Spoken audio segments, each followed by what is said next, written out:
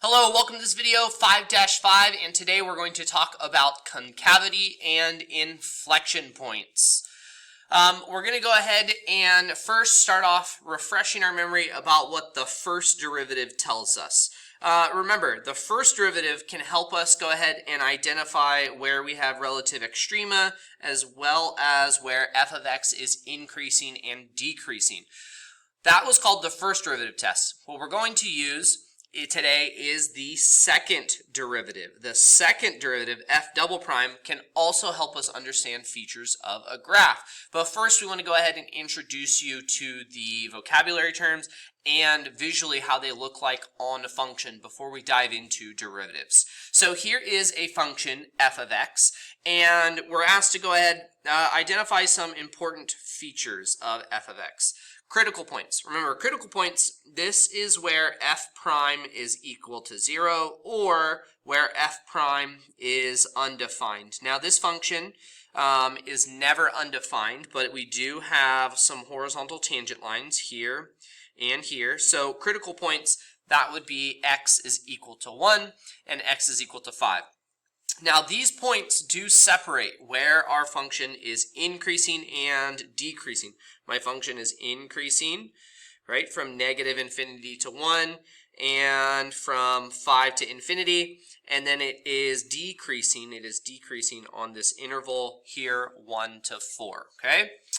Now naturally, these points where we change, right, from increasing to decreasing, that occurs here. At 1, that is a relative max, right? This is a maximum. And where I change from decreasing to increasing, this is a minimum, okay? What we're going to talk about is concavity. Where is a function concave up and concave down? And I just want to add these to our notes. I want to define what this is. A function is concave up if it is opening upwards. If its concavity is up. So this is concave up. And this would be just like a parabola, right? At y equals x squared. Now, concave down, this is the same idea, except our function's opening downwards. So you can kind of think about y equals negative x squared, okay? Now, a point of inflection is where we change from concave up to concave down, where this changes. And you can kind of think of maybe a sine wave, something like this. So where I change from concave down to concave up, or concave up to concave down, or concave down to concave up, those are points of inflection. P-O-I, points of inflection. So looking at this graph that we have here, if I go ahead and let me erase this. I just want to talk concave up and concave down. Well, when our function's opening up, that's concave up. Okay? So that occurs, it looks like here, from 3 all the way to infinity. And our function's concave down from negative infinity here to 3. Now where we change concavity from concave down, opening downwards, to concave up, that's a point of inflection, okay? And that would occur here at x is equal to 3. All right, now that we've introduced those terms, let's go ahead and let's talk about how we identify this, okay? Again, if I'm asked questions about critical points, increasing, decreasing values, or local min or maxes, that's the first derivative. The second derivative will help us determine where the function is concave up and concave down, and with points of inflection, okay? So, how do we go ahead and determine this? It's very, very similar to what we did with the first derivative test. What we're going to go ahead and do is we're going to determine where is f double prime equal to 0, or where does it not exist? Where is it undefined? That is going to be a possible point of inflection. Next, we'll go ahead and use an f double prime sign chart. If f double prime is positive, that's concave up. Smiley face. If f double prime is negative, that's concave down, okay? If we change from concave up to concave down, that is a point of inflection, okay? So this kind of just talks you through what our sign chart means, okay? So here we go ahead. Here are the step processes, again, answering questions using f prime and f double prime. What I want you to notice is that they're extremely the same. Find any possible critical values by finding where f prime is equal to 0 or undefined. It's the same thing for possible points of inflection. You find where f double prime is equal to 0 or undefined. Next, we use a sign chart to determine where is it positive, where is it negative. Okay, that helps us tell if it's increasing or decreasing for f prime. Concave up, concave down for f double prime. Then, if we can see changes, that would mean relative mins or maxes, or for f double prime, that would be an inflection point. Okay? Notice, both involve the same processes or concepts. It's important that you keep your work well organized and well labeled. So when we make sign charts, you want to label your sign charts, okay? Make sure you know, are you using f prime or f double prime? All right, let's go ahead and let's dive into some examples. So here is example number 1. They say, find the open intervals where f of x is concave up and concave down, and find any x values where f of x has a point of inflection. Give a reason. All right, I'm given f of x equals x to the 4th minus 2x cubed minus 12x squared. If I want to determine concave up and concave down, I need the second derivative. So I'm going to go ahead and differentiate here.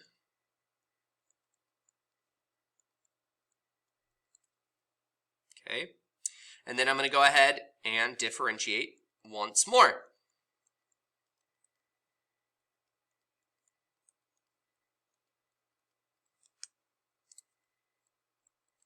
Okay, there is my second derivative. All right, in order to determine concavity and inflection points, what I need to do is I need to find possible points of inflections. So here's where I'm going to go ahead and I'm going to take my f double prime and I'm going to set it equal to 0. So 0 is equal to my f double prime. And then I'm going to go ahead and I'm going to solve this by factoring. So I can take out a 12 and we get x squared minus x minus 2. And I'll go ahead and factor. I'll break my trinomial into two binomials. So x minus 2, x plus 1.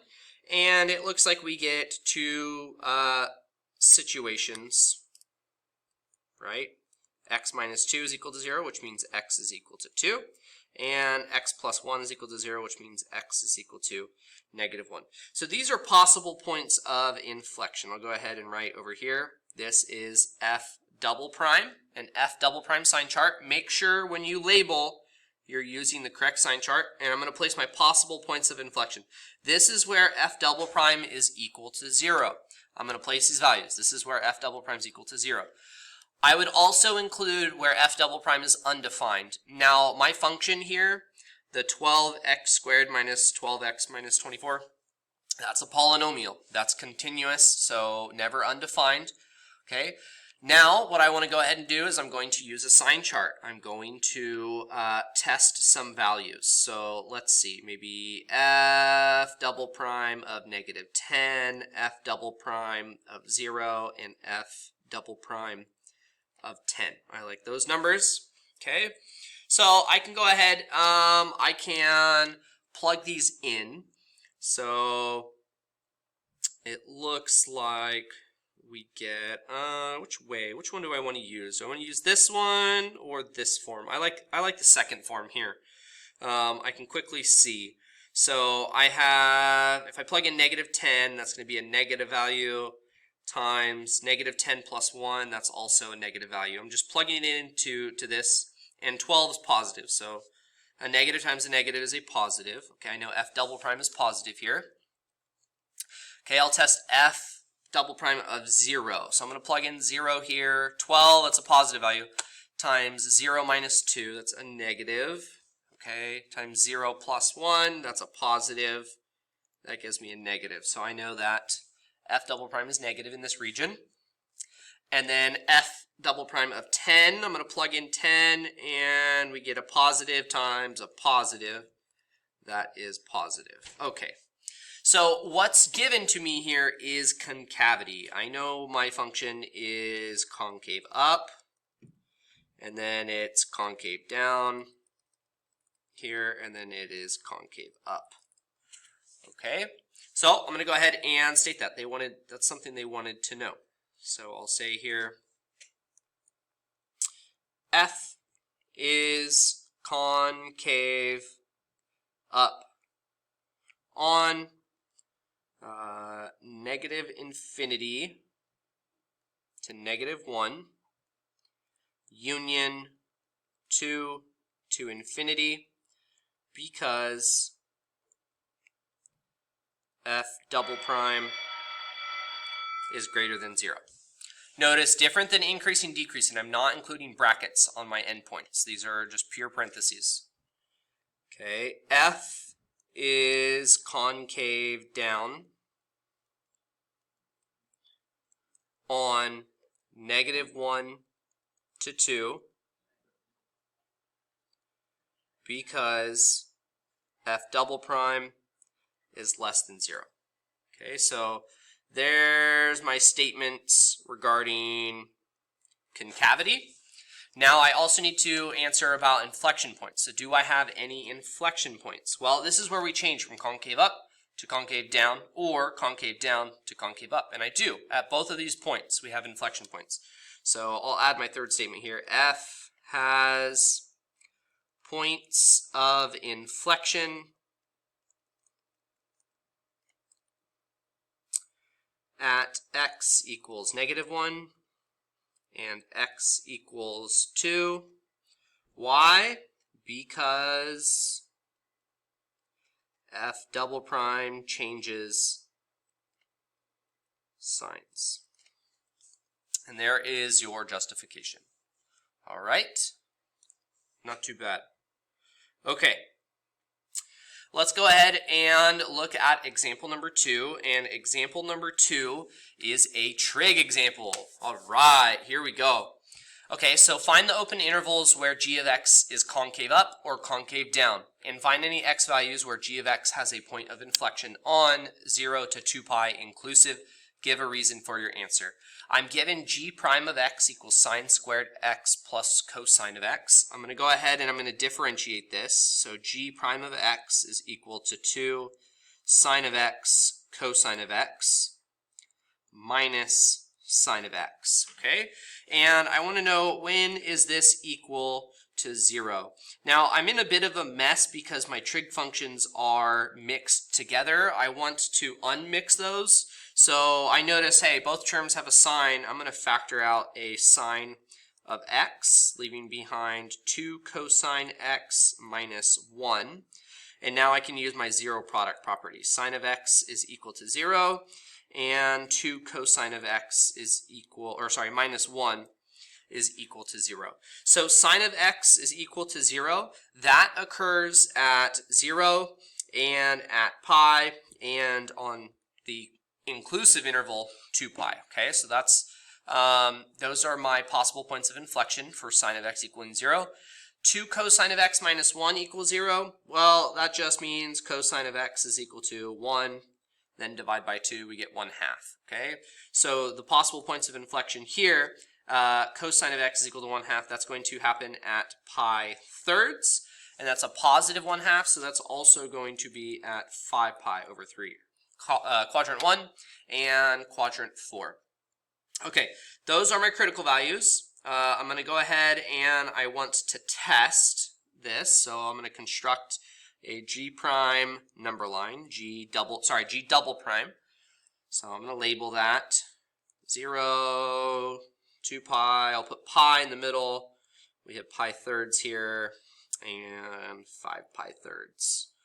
Okay. Now we're going to go ahead and test.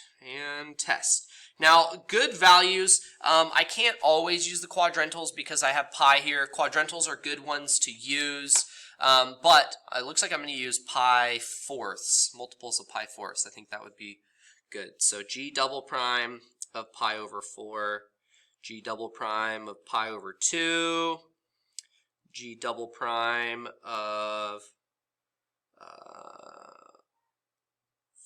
5 pi over 4, so quadrant 3, and then g double prime of 7 pi. over 4. Yep, that should do it. Okay, so I'm going to go ahead and test those. Again, I kind of want to know that relationship, so I don't really want to compute a lot of stuff. I'm going to use this form right here. So I'm going to plug it into here and then here. So it looks like I'm going to get a positive value there times root 2 minus 1 if I go ahead and plug that in, right? 2 times root 2 over 2, the 2's cancel. And this is a positive, so we have a positive times a positive, so that section's positive.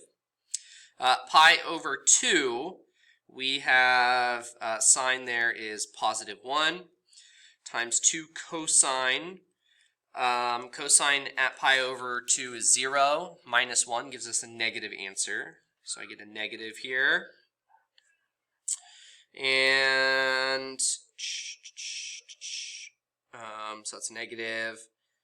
G double prime of 5 pi over 4. If I plug this in here, sine is negative and cosine's negative. So negative, take away more is just going to be more negative. Okay, so that's a positive. And then 7 pi over 4 here, sine is negative, cosine is positive. I do end up back with that root 2 minus 1. So a negative times a positive is a negative. Okay, so there is my testing. If you don't trust me or believe me, you can pause and slow down and double check. But I'm just plugging in these values and then checking the sign relationship between these. So, okay, there is my G double prime sign chart. So what is my conclusion? G is concave up on, and they say open intervals. So I'm going to say 0 to pi over 3, union pi to 5 pi over 3. Okay, because, I'll abbreviate that, because G double prime is greater than 0. G is concave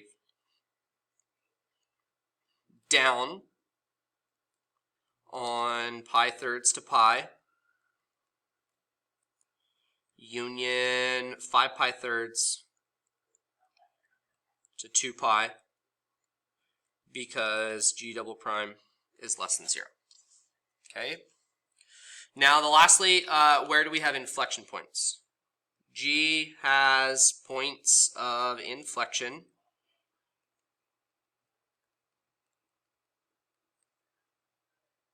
at x equals pi over 3, pi, and 5 pi over 3, because G double prime changes signs.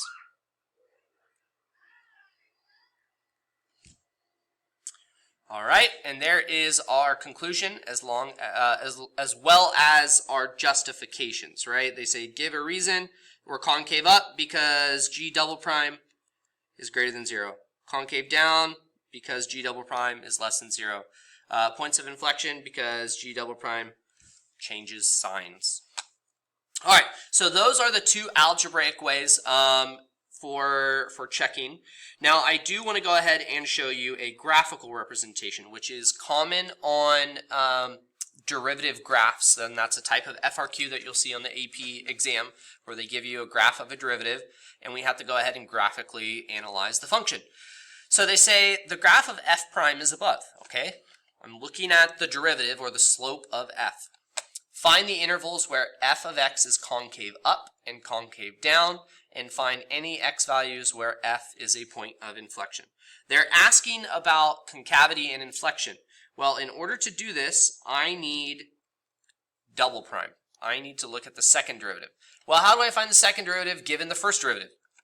Look at the slope. Look at the slope. Okay, so where is f double prime equal to 0? Remember, those are the values I want to put on here. Where is f double prime equal to 0? Or where is f double prime undefined? Okay, so it looks like we only have one horizontal tangent here at -1 and no points of non-differentiability. So not -1, +1.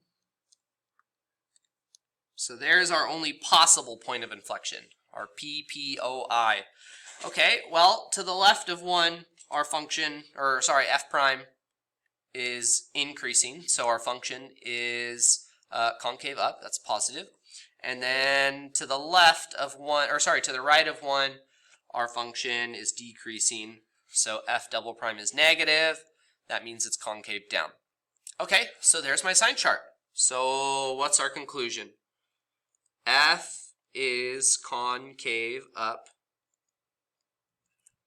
on negative infinity to 1 because f double prime is greater than 0, and concave down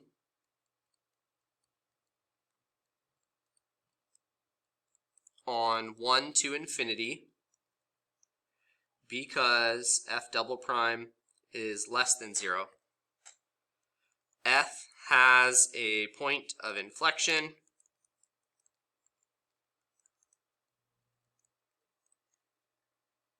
at x equals 1 because f double prime changes signs. All right, so I'm using those justifications, right, that we have always been given. All right, example 4. Here is a similar example to what we've seen before, but this time notice they give you f double prime. They say f double prime of x is equal to x plus 2 cubed times x minus 1 squared.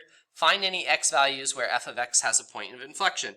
Okay, so all I want to do is I just want to set this equal to 0. X plus 2 cubed. So that means I have that factor 3 times x minus 1 squared. I have that factor 3 times. Well, all I need to do is I just need to take one factor. The rest will be multiplicative zeros. So I have x is equal to negative 2, x is equal to 1. And I'm going to go ahead and I'm going to make a sign chart here. So this is f double prime, and I'm going to put negative 2 and 1 on it. Okay, I'm going to go ahead and I am going to test f double prime of negative 10, f double prime of 0, and f double prime of a positive 10. So if I go ahead and plug in negative 10, we have negative 8 cubed, that's a negative value, times a negative value squared, that's going to be positive. So that section is negative. In between with 0, we get a positive times a positive.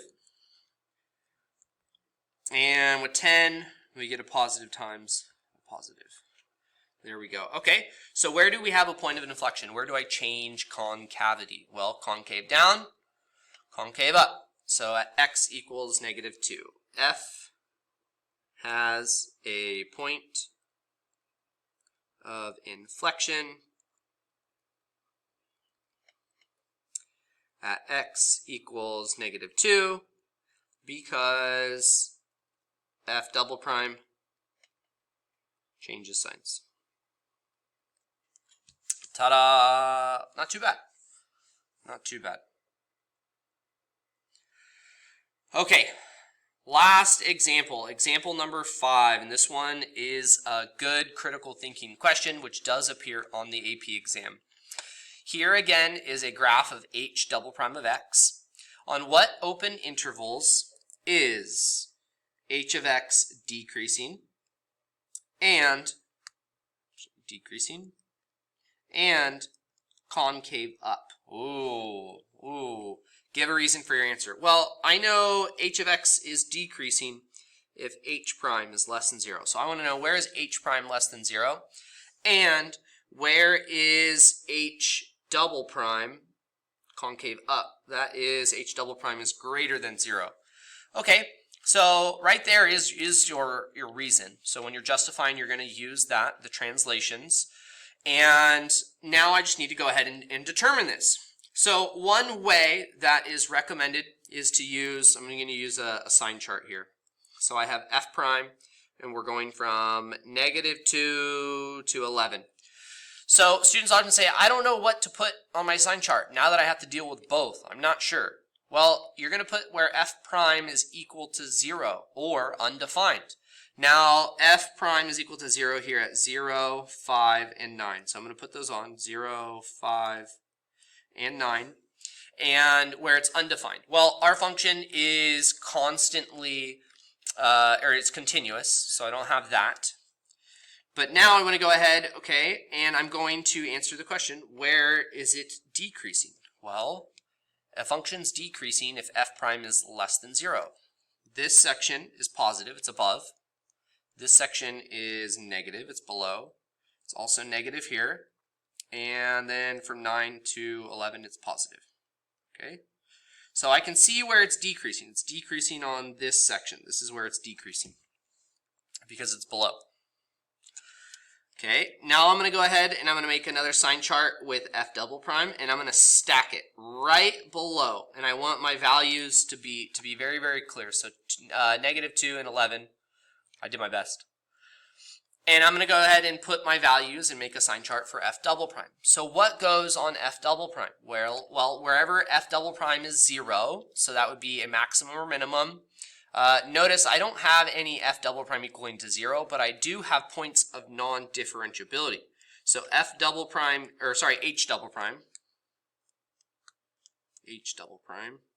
not that the reader cares about my labeling for sign charts, cares about my justification. Oh, I put f again, h.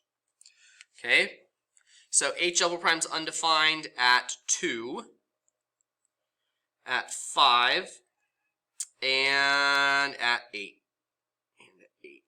So I do my best to kind of align it with a sign chart above, and I'm just going to do a sign chart. So where is h double prime?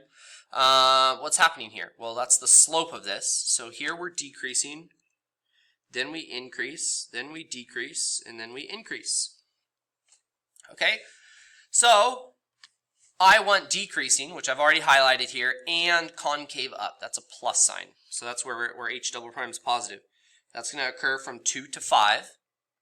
And from 8 to 11, but I'm not always decreasing on that interval. I'm only decreasing up until 9, so that's 8 to 9, 8 to 9. So I'm going to go ahead and say here, h is decreasing and concave up on, we have 2 to 5, union 8 to 9, 8 to 9. And then our justification, because h prime is less than 0 and h double prime is greater than 0. There's our justification. Okay? Now, some of my students just said, Jorg, I just looked at the graph and determined this. And I'm like, yes, you can totally do that. Where is your function decreasing? Where is it decreasing in concave up? Well, decreasing if it's below. Okay, so I know that it has to be one of these values, right, in this area. And where is it concave up? Well, that means we're just increasing. Okay, well, that's this section and this section. 2 to 5, 8 to 9. Ta-da! There you go. Okay, that is another way to go ahead and do this. All right, that is it for this lesson. I hope that you learned what concavity is. I hope you learned how to find and justify if a function is concave up and concave down, as well as what a point of inflection is and how to identify that. Give me a thumbs up, like the video, subscribe for more awesome math videos. Catch you in the next one. See ya.